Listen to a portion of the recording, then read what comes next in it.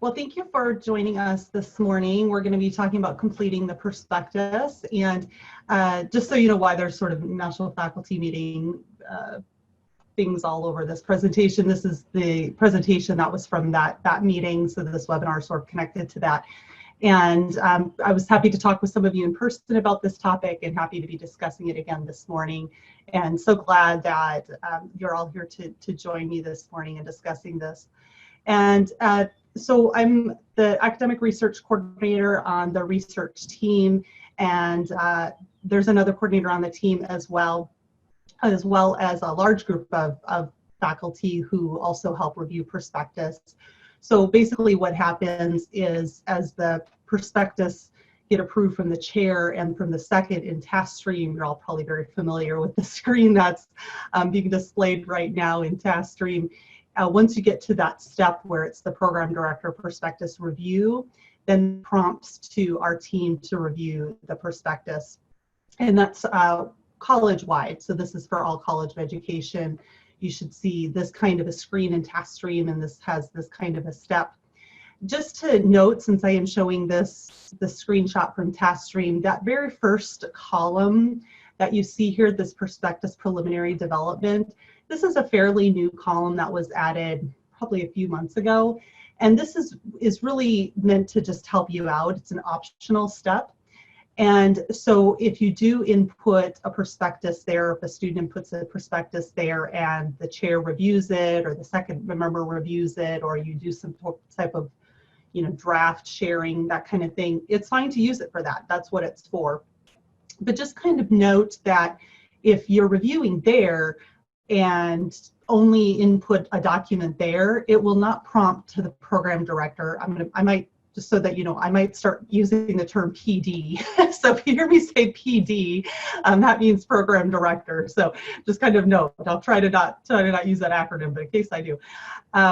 So if you only input the prospectus in that initial column, that preliminary development column, that will not prompt for the program director to review it. So it has to be reviewed in that next column, this committee prospectus rubric analysis column.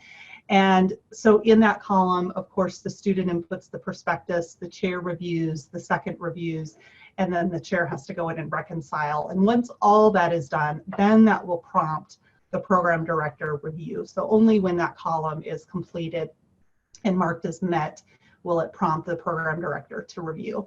So this is the step we're talking about today, this program director review. As I mentioned, there's a team of us that we review the prospectus, and like I said, this is college-wide for all College of Education, so PhD, EDDs.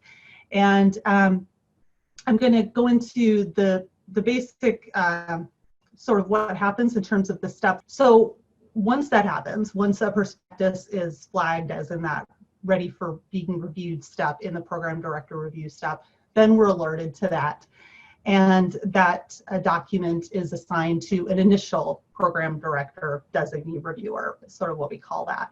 So like I said, we have a whole team of excellent faculty, mostly really strong methodologists, mostly methodologists that are comfortable with any methodology. And most are URRs, have been URRs for years, as well as methodologists and chairs. And a lot of us are full-time, not everybody is full-time. And then it's alerted to the prospectus manager sort of what happened. So if that initial reviewer says, yep, this meets the rubric requirements, we're good to go, then that person posts the pass in task stream and an email is sent and on we go.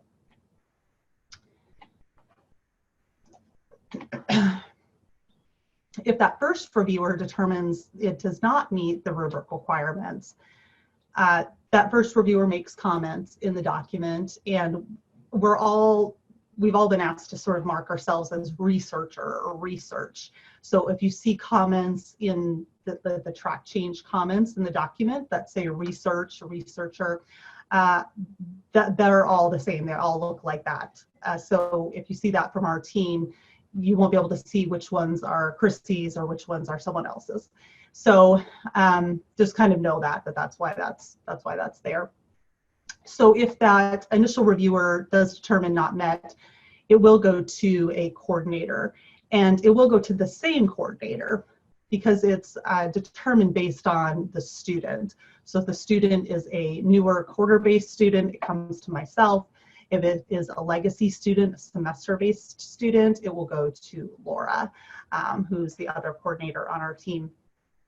And like I said, it's always that same coordinator. If the document happens to go through again, happens to be rejected, a couple of times, we try to have that first reviewer be the same as well, but we can't always do that just because we have a large team and because of the workload and trying to sort of, make sure the workload is equitable. That isn't always possible, but it will always be the same coordinator unless there's just some type of crazy event that happens.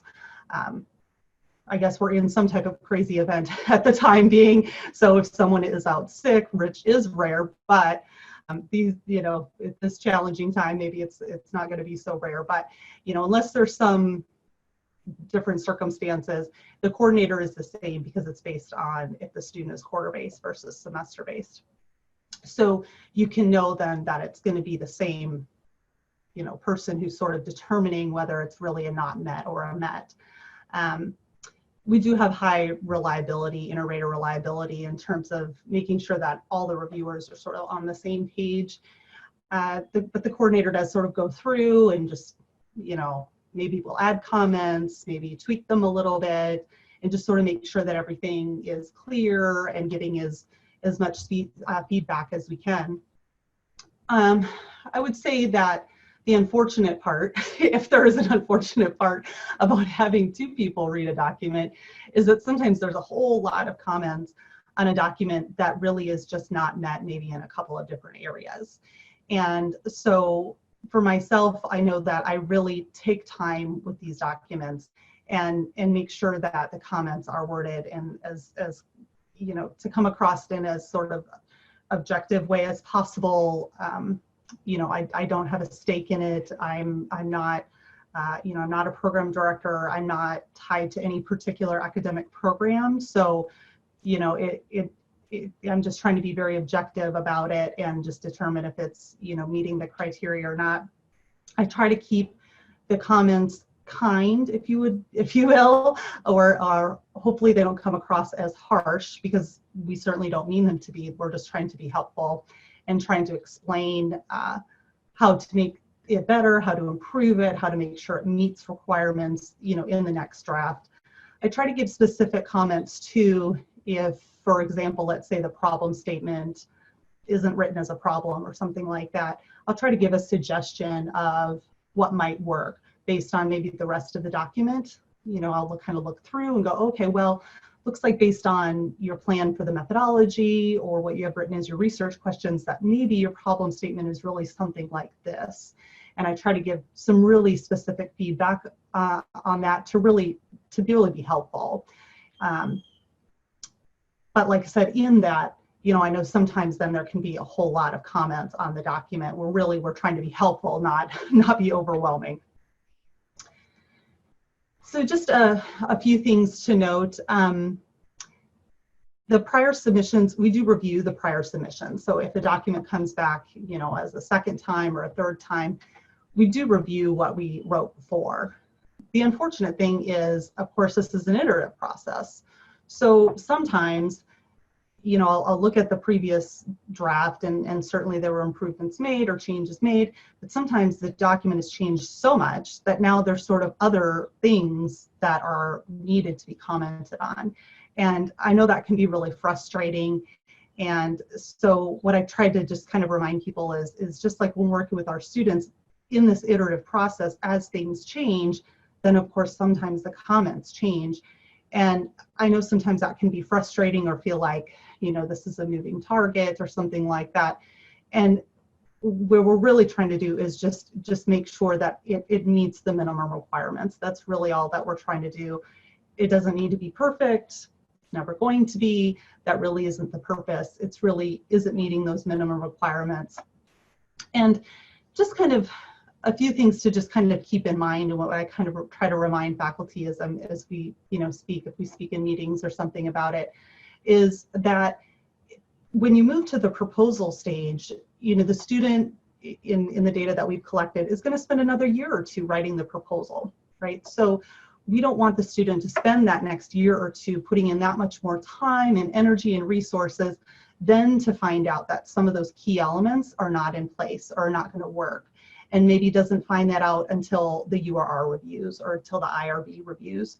So we try to catch some of those, those really critical elements at this stage and try to work out as much as we can. I mean, this is a very brief document, but as much as we can, we want to try to catch and make sure that those minimum requirements are there and are in place, and that there is a true problem, that there is evidence of that problem, and that the basic plan for the methodology is going to work.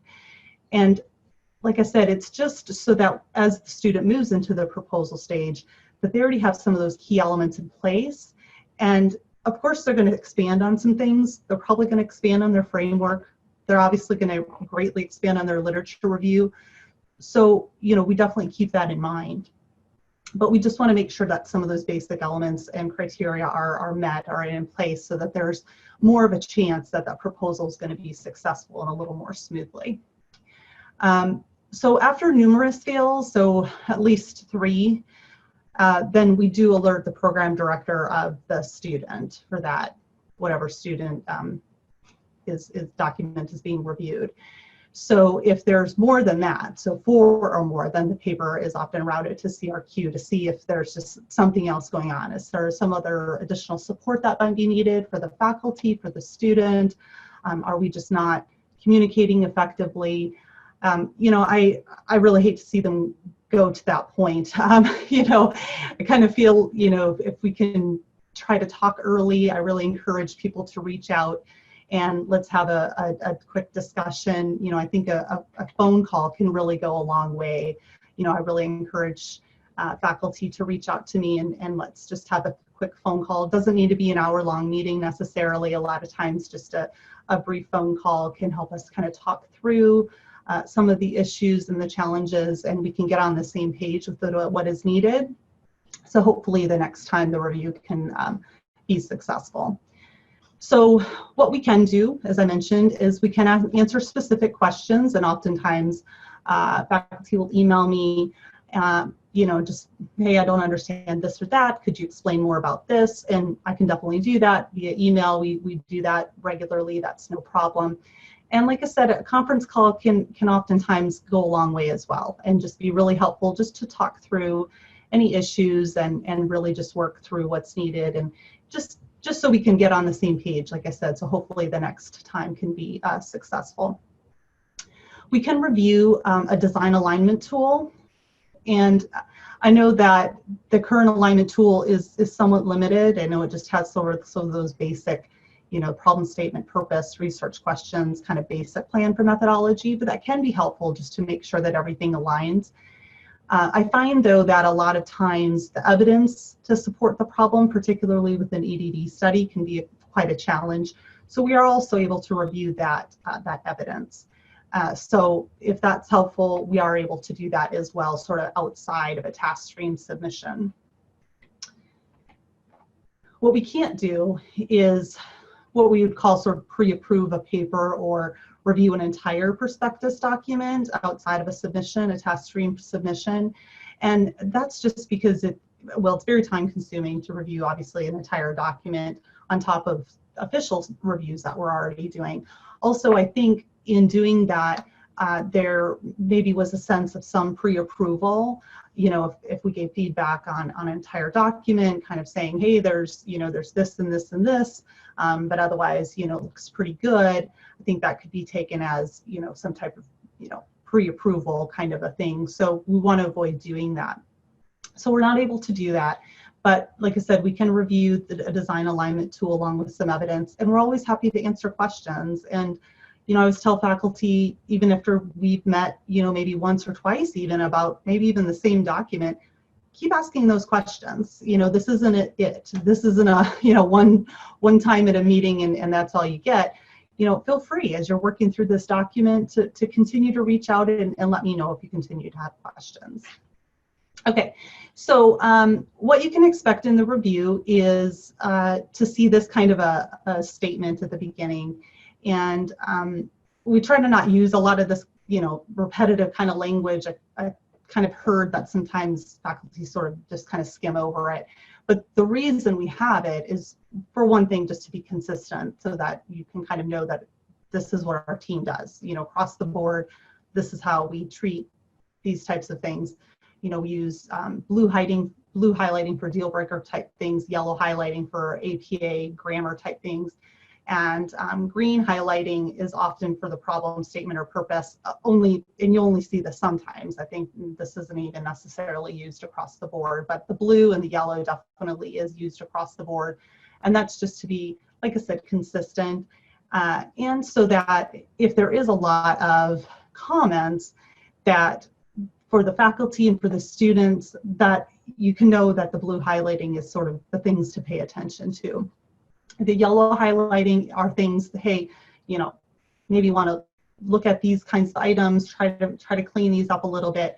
But these aren't the deal breaker things. These aren't the things keeping it from passing this step at this time. And so what does that mean? What does that mean for the things that aren't highlighted? Well, then the things that aren't highlighted are basically, maybe this sentence was a little bit awkward, or maybe the flow of my reading was a little bit interrupted here at this point. So then you can kind of know, oh, okay, so once I kind of go through these blue highlighting issues, maybe then we go through some of these yellow highlighting issues, and then, hey, anything else, maybe we fix along the way, or we'll look at down the road. So just want to point out a couple of sort of common errors. So what are the main things that sort of keep these things from meeting the basic requirements at this point? There's a couple of criteria, rubric criteria, that I would say are sort of the main things that we see, often. And one would be the number 2 criteria, which is meaningful. So has the problem been identified, and is it a meaningful problem? And the criteria are sort of listed here. I have sort of the main statement of what this criteria is. And, I would say a lot of times, there are some times where there's more than one problem listed. But as I'm reading, a lot of times I can see why the student has written all of this information. In the student's mind, it's maybe background information, or sort of, explaining more about the situation. The issue is, with this very brief document, what they're really doing is kind of identifying other possible topic areas. And so it's just a little bit confusing in this very short document that's supposed to be very focused and really just present, one meaningful problem, and then, trying to just really keep it focused to that topic and not kind of introduce other topics. Sometimes there isn't a clear problem. Sometimes I'm reading through, and after reading through numerous times, I'm still not quite sure which problem, which statement was actually intended to be the actual problem statement. Sometimes the problem isn't written as a problem. It's written maybe as a purpose. Something like, the problem is to investigate XYZ thing, which is more of a purpose statement. So any of those are sort of a common issue. So I just want to talk briefly about the EDD project study versus dissertation. And we get this question a lot, and we continue to present on this topic numerous times in our research meeting. And so I just kind of put this in just as sort of as a mention here. So for the EDD degree, of course, this is a practice-based, application-based degree, very focused on that. So both the project study and the dissertation for the EDD must show a gap in practice. So even if it's a dissertation, we're still looking at a gap in practice. Now, it is true that the dissertation is a gap in practice that must have a support in literature, but it still is that gap in practice that varies, at the very core of it. So, and we have, I just have one slide on this, but so just know that we have other presentations in which we go into more detail. But I continue to get questions about this, because what it really comes down to in terms of the local sort of evidence or local support of that problem, even if it's a dissertation, what happens is, if the student wants to collect data at a local site, which generally they do, because that's usually what's prompting it, right? Usually there's some concern in their own school or their own district or their own sort of region. And so that's usually prompting them to be interested in that particular topic. Well, then they have to show some local evidence that it exists there and that it makes sense for them to collect their data there. And so I think sort of most people seem to be sort of understanding that the project study requires that, but there still seems to be some confusion that the dissertation requires that as well. But again, it only requires that if you're going to collect data at that level. So basically it requires data or evidence at whatever level you're going to collect your data. So if you're going to collect national data, well, then you just need some national evidence that it's a problem, right? So but if you kind of think about it logically, is, wherever you're going to collect your data, the problem has to exist there. So you have to show that the problem exists there so that it makes sense that you're collecting your data at that level. So if you're going to collect at a locality, then you need to have some evidence that the problem exists there and that you're going to find some meaningful data there. If you're going to collect, at a national level, well, then we need some national justification to collect the data at that level. So like I said, I just wanted to briefly mention that because we still continue to get questions about the EDD project study versus dissertation. PhD dissertation seems like most people are a little bit more clear on the gap in literature. The problem isn't necessarily rooted in a locality, and so that gap in literature is what's needed for that one. Kind of continue on with the common errors idea. In addition to the number 2, the meaningful criteria, then the next one that's commonly seen is justified. And this is really connected with that local problem kind of idea. A lot of times this is, an issue when maybe a problem statement is given and provided and is written as a problem statement, but then there isn't enough sort of justification to demonstrate that the problem actually exists at that locality. And like I said, I think that kind of goes back to maybe there's just a little bit of confusion on, what exactly is needed. Even if it's an EDD dissertation, do I still need some local evidence? And like I said, it really comes down to where is the data going to be collected. If the data is going to be collected locally, then you have to justify that you're collecting it there. How do we know that you're going to find any meaningful data there? We have to show that connection.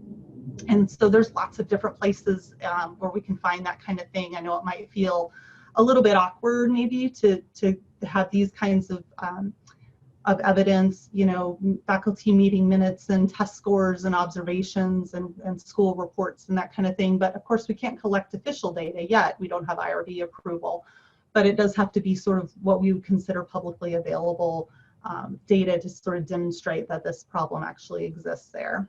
So a couple of other just final areas here where we see some common errors is number 7, feasibility. And this is really some various issues. I mean, this can be anything from the research questions aren't answerable with the plan methodology. That's I see that occasionally. Maybe the research question is worded as a quantitative research question, but the methodology is qualitative, or maybe the methodology is qualitative, but the problem statement is written as a quantitative problem. So there's just some, this is where it's not going to work, right? The planned methodology here is not going to work. It's just not feasible to do this. This can also be other issues with maybe how the data are being collected, even something like that. So alignment is also commonly seen as a concern, and again, this is where the pieces aren't quite connecting, and so you might see this as a criterion, and this a lot of times can be between the problem statement and purpose statement, and sometimes it's just a matter of maybe changing one or the other, right? Sometimes it isn't that neither are working. It just might be that maybe the problem statement is focused on test scores, but then the purpose statement is focused on teachers.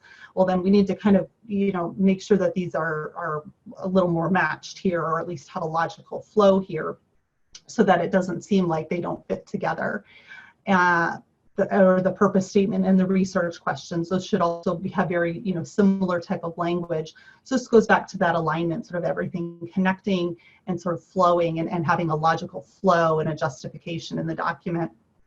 And so this is another area where I would say that it's not terribly uncommon to where even in subsequent drafts, later drafts of the study, we might still see an alignment issues, because as things change, then maybe language throughout the document doesn't change. Maybe just the problem statement gets changed because of some feedback or some recommendations, but then the research questions don't change. Well, then in a subsequent read, then maybe it seems like these aren't quite aligned, these don't quite fit together anymore.